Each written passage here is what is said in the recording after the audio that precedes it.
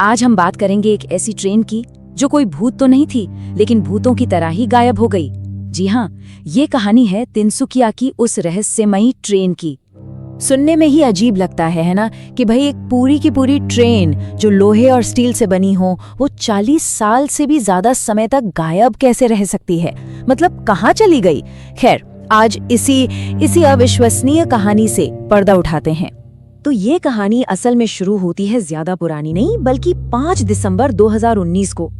हुआ यूं कि नासा का एक सैटेलाइट भारत के तिनसुकिया के ऊपर से गुजर रहा था, अपना रोज का काम कर रहा था, जंगलों की मैपिंग, और तभी उसे घने पेड़ों के नीचे कुछ ऐसा दिखा जो वहां होना ही नहीं चाहिए था।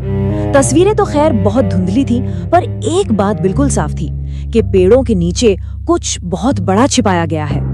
और फिर क्या था, ये तस्वीरें सीधे पहुंची अमेरिका के रक्षा मुख्यालय यानी पेंटागन, और वहां बैठे एक्सपर्ट्स का पहला शक किस पर गया जानते हैं? उन्हें लगा कि ये कोई मामूली चीज नहीं है, बल्कि ये एक छिपाई हुई रेल मोबाइल ICBM है। मतलब एक ऐसी ट्रेन जिस पर न्यूक्लियर मिसाइल लगी हो और उसे कहीं भी ले जाकर लॉन्च किया जा सकता हो।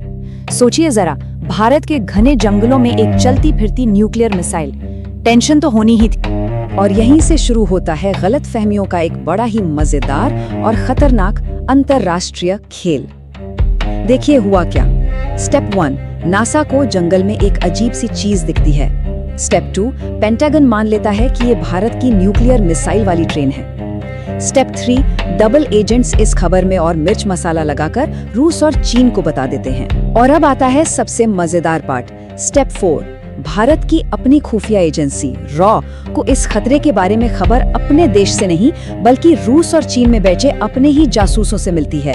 मतलब अपने ही घर की खबर पड़ोसी से मिल रही है। अब इस खबर से दुनिया भर की इंटेलिजेंस एजेंसियों में तो हड़कंप मचना ही था। सबके मन में एक ही सवाल था, क्या भारत में सरकार के कंट्रोल के बाहर कुछ हो रहा है? कहीं ये कोई डॉक्टर स्ट्रेंज लव जैसा फिल्मी सीन तो नहीं चल रहा, जहां कोई बागी जनरल या अफसर अपने दम पर दुनिया को न्यूक्लियर वॉर के मुहाने पर ले आया हो? जाहिर सी बात है, भारत सरकार में भी खलबली मच गई। देश की सबसे बड़ी एजेंसियां, मतलब प्रधानमंत्री ऑफिस से लेकर डिफेंस इंटेलिजेंस एजेंसी, NIA, रक्षा मंत्रालय और यहाँ तक कि कैबिनेट कमेटी ऑन सिक्योरिटी, सबके सब इस एक सवाल का जवाब ढूंढने में लग गए कि आखिर ये ट्रेन है किसकी और कर क्या रही है। पर जब देश की टॉप मिलिट्री कमांड से पूछा गया, यानी मिलिट्री स्पेस कमांड और स्ट्रेटेजिक फोर्सेस कमांड से, तो उन्होंने साफ साफ मना कर दिया। उन्होंने कहा, भाई हमारी कोई ट्रेन या मिसाइल उस जगह पर है ही नहीं, बात खत्म।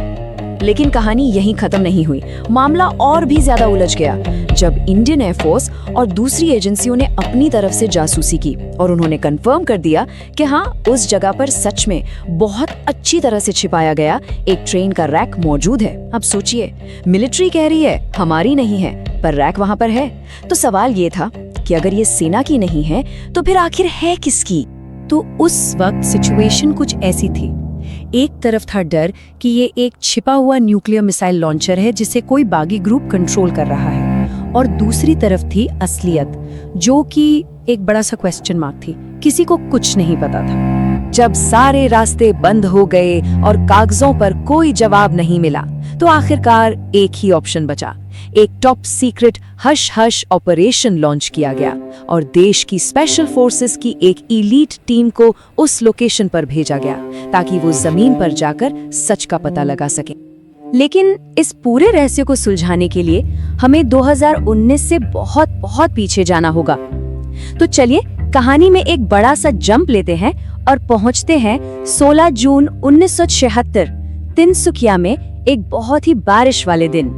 तो उस दिन असल में हुआ क्या था? देखिए, सुबह के करीब 11:08 पर एक ट्रेन स्टेशन पहुंचती है। उसे मेन स्टेशन से लगभग 2 किलोमीटर दूर एक पुरानी, इस्तेमाल में न आने वाली पटरी पर खड़ा कर दिया जाता है। फिर उसका इंजन अलग करके दूसरे डिब्बों के काम में लगा दिया जाता है।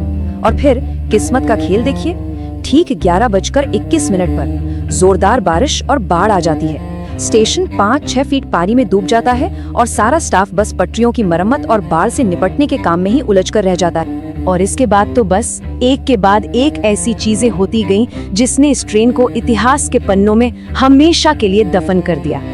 यात्री तो पहले ही उतर कर जा चुके थे। बाढ़ के बाद जो जरूरी स्टाफ था, जैसे स्टेशन मास्टर, उनका कहीं और ट्रांसफर हो गया।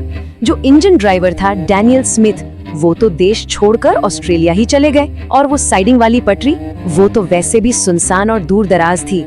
धीरे धीरे समय के साथ जंगल ने उस ट्रेन को और पटरियों को पूरी तरह अपनी आगोश में ले लिया। तो वो भूली बिसरी ट्रेन जो थी, वो धीरे धीरे सांपों, पक्षियों और जंगली जानवरों का एक पक्का घर बन गई। बिल्कुल वैसे ही जैसे समंदर में डूबा कोई जहाज समुद्री जीवों का घर बन जाता है। तो चलिए अब फास्ट फॉरवर्ड करके वापस आते हैं 18 दिसंबर 2019 की रात में। स्पेशल फोर्सेस की टीम घने अंधेरे में पूरी तैयारी के साथ उन दिए गए कोऑर्डिनेट्स पर पहुंचती है। और उन्हें वहां क्या मिलता है? उन्हें मिलता है, जैसा कि रिपोर्ट में लिखा था, एक ट्रेन का रैक जो एक छोटे से स्टेशन पर पड़ा हुआ था। बस, कोई मिसाइल नहीं, कोई खतरा नहीं, सिर्फ एक पुरानी ट्रेन। तो याद है वो दो हकीकतें? एक तरफ था डर कि एक छिपा हुआ न्यूक्लियर मिसाइल लॉन्चर है जिसे कोई बागी कंट्रोल कर रहा है, और असलियत क्या निकली? एक पुरानी जंग लगी हुई ट्रेन जो पूरी तरह झाड़ियों से ढकी हुई थी और सांपों और चिड़ियों का घर बन चुकी थी। मतलब कहाँ न्यूक्लियर थ्रेट और कहाँ ये बेचारी भूली बिसरी ट्रेन। पूरे 40 साल सोच कर देखिए, 40 साल तक एक पूरी की पूरी ट्रेन बस यूं ही पड़ी रही, भुला दी गई, और किसी को कानों कान खबर तक नहीं हुई। जैसा कि सोर्स में किसी ने बिल्कुल ठीक कहा है, तिनसुकिया की खोई हुई ट्रेन, ये बहुत ही मजेदार है। मतलब एक छोटी सी इंसानी भूल, एक बाढ़, और उसने एक अंतर्राष्ट्रीय संकट खड़ा कर दिया। वाकई मजेदार तो है। और ये कहानी हमें सोचने पर मजबूर करती है ना, कि हमारे आसपास हमारी नजरों से ओझल न जाने और कितनी ऐसी अविश्वसनीय कहानियां छिपी हुई हैं जो बस समय और जंगली घास की परतों के नीचे दबी हैं और अपने दोबारा खोजे जाने का इंतजार कर रही हैं।